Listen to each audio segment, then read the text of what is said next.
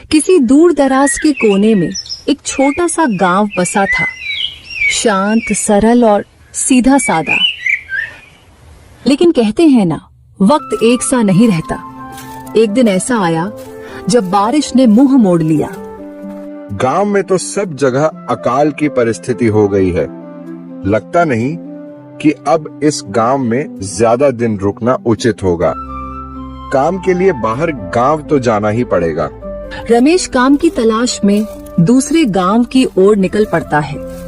चलते चलते वह नरेंद्रपुर गांव में आ जाता है। वहां उसका रहने का कोई ठिकाना नहीं था और उसके पास कोई काम भी नहीं था। चलते चलते वह एक अमीर किसान हरिश्चंद्र अग्रवाल के पास आ पहुंचता है। सेठ जी, मैं रमेश दूसरे गांव से आया हूँ। हमारे गांव में अकाल की परिस्थिति हो गई है। लोगों के खेत सूखे पड़े हैं। गांव में बूंद बूंद पानी के लिए लोग तरस रहे हैं। अगर मुझे आपके पास कुछ काम मिल जाएगा तो बहुत कृपा होगी बड़े भाई।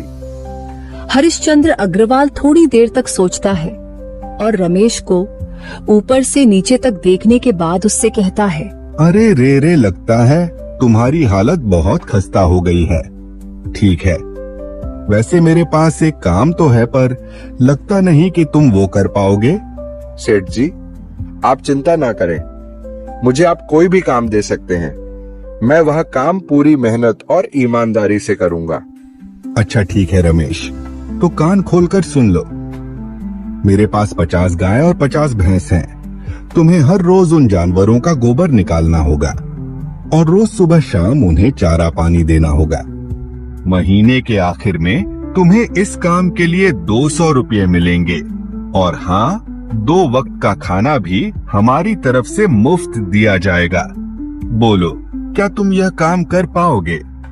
अरे बाप रे बाप, 50 गायें और 50 भैंसों को संभालना बहुत ही मुश्किल बात है। लेकिन अब मैं कर भी क्या सकता हूँ।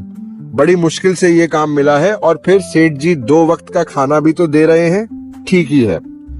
ठीक है सेठ जी, मैं ये काम कर लूंगा, पर एक विनती है। हाँ बोलो रमेश, क्या बात है? सेठ जी, अगर आपको समस्या ना हो तो क्या मैं आपके गायों के साथ गौशाला में रह सकता हूँ? सेठ जी, मैं इस गांव में नया हूँ। मेरा रहने का कोई ठिकाना नहीं है। ठीक है रमेश, तुम गौशाला में रह सकते हो। जी धन्यवाद सेठ जी। अब से रमेश गौशाला में रहकर अपना काम करने लगता है। वह रोज जल्दी उठकर गाय और भैंसों का गोबर निकालता, उन्हें चारा डालता और समय पर पानी भी पिलाता था। हर रोज रमेश अपना काम ईमानदारी और पूरी मेहनत से करता था। हरिश्चंद्र अग्रवाल को भी रमेश का काम बहुत पसंद आने लगा, क्योंकि वह अपना काम सफाई से करता था। एक दिन हरिश्चंद्र अग्रवाल रमेश को बुलाकर उससे बोलता है, रमेश, मुझे तुम्हारा काम बहुत पसंद आया है। तुम गाय और भैंसों का अच्छा ख्याल रख रहे हो, इसलिए दूध की गुणवत्ता भी बढ़ गई है और गाय पहले से ज्यादा दूध भी दे रही हैं। इसलिए मैं आज से तुम्हारी तनख्वाह बढ़ाकर पूरे 400 रुपये कर रहा हूँ। आपका बहुत बहुत धन्यवाद सेठ जी।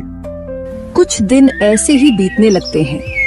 रमेश हरिश्चंद्र अग्रवाल के पास बहुत मेहनत और ईमानदारी से काम करता है। धीरे धीरे रमेश के पास अच्छा खासा रुपया जमा हो जाता है, जिससे वह अपने लिए छोटा सा रहने लायक एक कुटिया बनवा लेता है। गौशाला में सोकर तो नाक से गोबर की गंध अभी भी नहीं जा रही। अब आखिरकार मुझे अपने घर में चैन से सोने को तो मिलेगा। तब से रमेश हरिश्चंद्र अग्रवाल के पास गौशाला में काम करने आता और 2 वक्त का खाना खाकर अपने घर सोने के लिए चला जाता था। कई साल ऐसे ही बीत जाते हैं। रमेश की मेहनत के कारण उसके पास अच्छा खासा रुपया जमा हो जाता है। एक दिन रमेश हरिश्चंद्र अग्रवाल से बोलता है, सेठ जी, आजकल गांव में चोरी की समस्या बहुत बढ़ गई है और मेरे पास कुछ रुपए भी जमा है जो मैंने अपने घर में रखे हुए हैं, पर मुझे उन पैसों की चोरी की चिंता हो रही है। आपको तो पता है कि मैं दिन भर आपके पास ही काम करता हूँ और सिर्फ रात में ही घर सोने जाता हूँ। इसलिए मुझे रोज उन पैसों की चोरी की चिंता सताती है। हाँ रमेश, तुमने बिल्कुल सही कहा है। आए दिन गांव में नए नए चोरी के किस्से सामने आ रहे हैं और दिन भर तो तुम्हारा घर खाली ही रहता है, तो चोरी होने की संभावना तो जरूर है। हरिश्चंद्र अग्रवाल थोड़ी देर सोचता है और फिर रमेश से कहता है, देखो रमेश, ऐसे समय में तो गांव में एक ही जगह है जहां पर तुम्हारा धन सुरक्षित रह सकता है, और वो है ठाकुर महेंद्र सिंह का घर। इस गांव के ठाकुर साहब बहुत ईमानदार और दयालु हैं, ऐसा मैंने कुछ लोगों से सुना है, और उनके घर पर बहुत सारे पहरेदार भी हैं, तो चोरी होने की संभावना बहुत कम है। तुम अपने पैसे उनके पास रख सकते हो। अच्छा, ऐसा है क्या सेठ जी?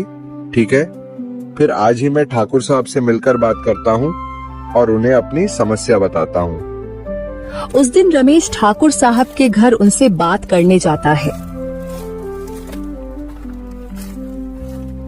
ए, रुको, कहाँ अंदर आए जा रहे हो? वहीं रुक जाओ। जी, मुझे ठाकुर साहब से मिलना है। मुझे उनसे कुछ काम है। क्या काम है तुमको उनसे? मुझे जरा बताओ। जी, मुझे कुछ पैसे रखवाने थे उनके पास। अच्छा, ठीक है, तुम अंदर जा सकते हो।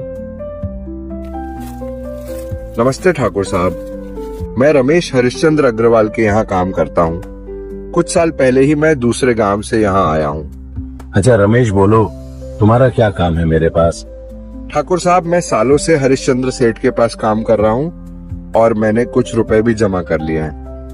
पर बात यह है कि गांव में चोरी की समस्या बहुत बढ़ गई है, तो मुझे अपने रुपए घर में रखने से डर लग रहा है। अच्छा, कितने रुपए जमा किए हैं तुमने? ठाकुर साहब, यही कोई 5,800 रुपए होंगे मेरे पास। वाह, ये तो बड़ी रकम है। मैंने आपकी ईमानदारी के बारे में लोगों से बहुत सुना है, इसलिए मैं अपनी रकम आपके पास कुछ वक्त के लिए रखने आया हूँ। हाँ रमेश, तुमने बिल्कुल सही सुना है। तुम्हारी रकम मेरे पास पूरी तरह से सुरक्षित रहेगी। तुम अब चिंता ही छोड़ दो, मैं सब देख लूंगा। रमेश अपने पैसों की थैली ठाकुर साहब को दे देता है। ये पूरे 5,800 रुपए हैं, आप गिन कर देख लीजिए। गिनने की क्या जरूरत है? तुम तो हरिश्चंद्र सेठ के आदमी हो, मुझे तुम पर पूरा विश्वास है। ठाकुर साहब, आपका बहुत बहुत धन्यवाद। अब मुझे चोरों का कोई डर नहीं है, क्योंकि मेरे पैसे सुरक्षित हाथों में हैं। अरे रमेश, कोई बात नहीं। धन्यवाद तो मुझे बोलना चाहिए, जो तुम मेरे पास आए अपने रुपए रखने के लिए। रमेश अपने पैसे ठाकुर साहब को देकर अपने घर चला जाता है। हाँ रमेश, तुम्हारे पैसे मेरे हाथों में ही अच्छे लगते हैं। मेहनत से हरिश्चंद्र अग्रवाल के यहाँ काम कर रहा था। देखते ही देखते 2 साल ऐसे ही बीत जाते हैं। एक दिन रमेश सोचता है, अब तो 2 साल बीत गए सेठ के यहाँ काम करते हुए। वैसे तो मेरे सेठ जी बहुत अच्छे हैं, लेकिन मैं सोच रहा हूँ अब खुद की जमीन लेकर उस पर खेती करूँ, और तभी मैं बड़ा आदमी बन पाऊंगा। अभी मैंने कुछ पैसे बचत करके रख लिए हैं, और कुछ पैसे जमींदार के पास मैंने रखे थे। उन दोनों पैसों को मिलकर थोड़ी जमीन तो खरीद ही लूंगा। आज ही जाकर जमींदार से बात करता हूँ। ये सोचकर रमेश ठाकुर साहब के घर चला जाता है। ठाकुर साहब, मैं अपने रुपए वापस लेने आया हूँ। अरे भाई साहब, मैंने पहचाना नहीं आपको। वैसे कौन हो आप? ठाकुर साहब, मैं रमेश हूँ। पिछले साल मैंने आपको पैसे संभालने के लिए दिए थे। अरे भाई साहब, मेरे पास कितने सारे लोग आते जाते हैं पैसे रखने के लिए, और सभी के साथ मेरा अच्छा व्यवहार होता है। वैसे आपके पास कोई कागजात हैं क्या? क्योंकि मैं हर व्यक्ति से कागज पर ही हिसाब करता हूँ। किसने कितने पैसे दिए, किसके कितने पैसे रखे हैं, सबका हिसाब रहता है मेरे पास। ठाकुर साहब, ये आप क्या बात कर रहे हैं? आपकी ईमानदारी देखकर ही मैंने आपको पैसे दिए थे संभालने के लिए, और आप अब ऐसी बातें कर रहे हैं। कृपया करके मेरे पैसे मुझे वापस कीजिए। हाँ रमेश, मैं ईमानदारी से ही काम करता हूँ, इसलिए तो तुमसे मैं डॉक्यूमेंट्स मांग रहा हूँ। क्या तुम्हें पता नहीं, जब तुम किसी से पैसों का हिसाब करते हो तो तुम्हें स्टैम्प पेपर पर लिखकर देना पड़ता है। तुम किसी से भी पूछ सकते हो। नहीं ठाकुर साहब, मैं आपके पैर पड़ता हूँ, कृपया करके मेरे रुपए मुझे दे दीजिए। बड़ी मेहनत से मैंने वो पैसे जमा किए थे, मुझ पर ऐसा अन्याय ना करें। अरे क्या यह झूठ मूठ का रोना धोना लगाया है? लगता है तुम ढोंगी हो और मेरी ईमानदारी और भोलेपन का फायदा उठाकर मुझसे यह रुपए लेने आए हो। रुक, तुझे अभी सबक सिखाता हूँ। ठाकुर साहब अपने आदमियों को बुलाकर रमेश की पिटाई करने को कहता है। इसे तब तक मारो जब तक यह बेहोश न हो जाए। इस 2 कौड़ी के आदमी ने मेरी ईमानदारी पर सवाल उठाया है, इसे छोड़ना मत। ठाकुर साहब के आदमी रमेश को डंडे से खूब मारते हैं। फिर रमेश दुखी होकर अपने घर चला जाता है। रमेश के शरीर पर घाव के निशान स्पष्ट दिखाई दे रहे थे। 2 दिन से रमेश घाव के दर्द के कारण हरिश्चंद्र अग्रवाल के घर काम के लिए नहीं जा पाता है। इसलिए अगले दिन हरिश्चंद्र अग्रवाल रमेश के पास आ जाते हैं। वह देखते हैं कि रमेश खाट पर सो रहा है और वह बड़ा ही चिंता में नजर आ रहा है। रमेश भाई, तुम 2 दिन काम पर नहीं आए, क्या हुआ भाई? तबीयत ठीक है ना तुम्हारी? कुछ समस्या है क्या? अरे सेठ जी, आप खुद यहाँ आए हो, आप खबर भिजवाते तो मैं खुद चला आता। अरे रमेश, कोई बात नहीं, तुम्हें देखकर लगता है तुम बीमार हो। क्या हुआ है तुम्हें? हरिश्चंद्र सेठ, क्या बताऊं, जिस ठाकुर साहब के पास पिछले साल मैंने अपने पैसे संभालने को दिए थे, वो आज मुझे पैसे वापस नहीं करना चाहता। वो बहुत लालची इंसान है, वो लोगों को ठग रहा है। और जब मैंने बाद में गिड़गिड़ाना शुरू किया तो उसने डंडे से मार मार कर मेरी पिटाई करवा दी और मुझे वहां से धक्के मारकर निकाल दिया। अरे बाप रे, ये तो बड़ा ही गंभीर विषय है। मैंने तो ठाकुर साहब के बारे में अच्छा ही सुना था, पर मुझे भी नहीं पता था कि वो इंसान इतना गिरा हुआ है। तभी मैं सोचूं, हर साल उसकी संपत्ति इतनी ज्यादा कैसे बढ़ रही है। मुझे माफ कर दो रमेश, मैंने ही तुम्हें ठाकुर साहब के पास जाने को बोला था। गलती तो मेरी भी है। नहीं हरिश्चंद्र सेठ, आप तो मेरा अच्छा ही सोच रहे थे। यह तो उस ठाकुर साहब का लालच है। अब लगता नहीं मेरे पैसे उस ठाकुर साहब से वापस मिलेंगे भी।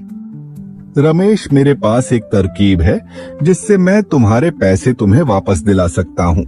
हरिश्चंद्र अग्रवाल रमेश के कान में सारी तरकीब बताता है। ठीक है सेठ जी, हे ऊपर वाले, यह तरकीब कामयाब होने दीजिए।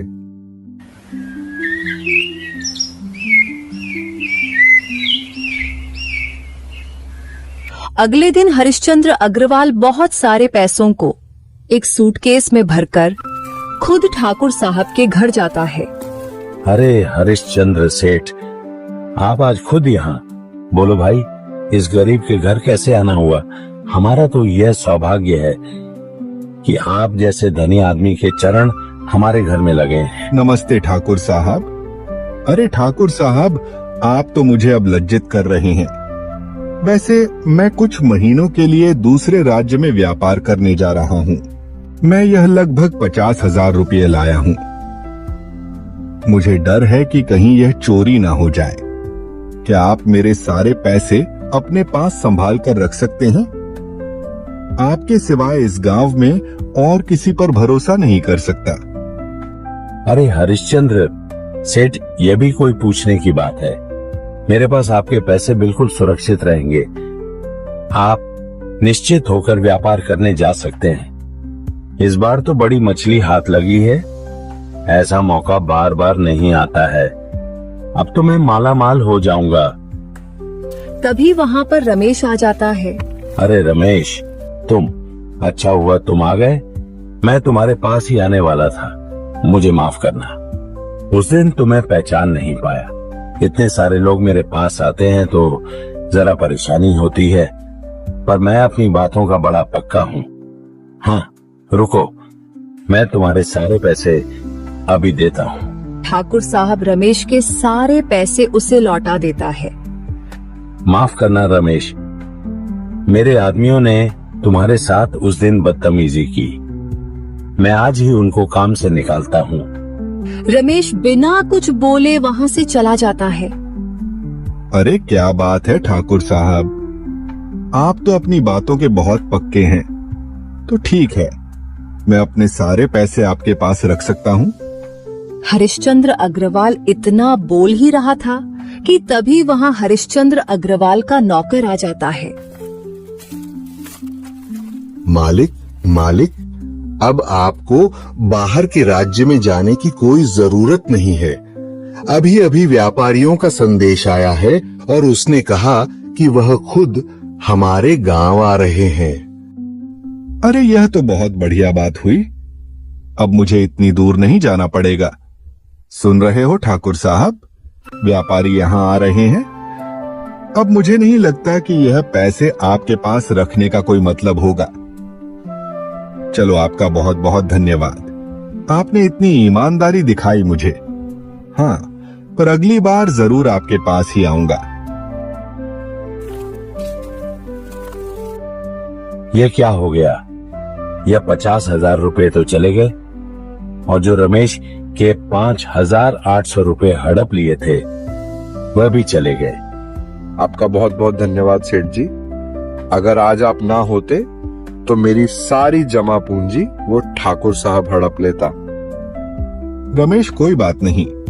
जो व्यक्ति मेहनत और ईमानदारी से कमाता है, ऊपर वाले उसका कभी बुरा नहीं होने देते, और जो हराम की कमाई का खाता है उसका कभी अच्छा नहीं होने देते।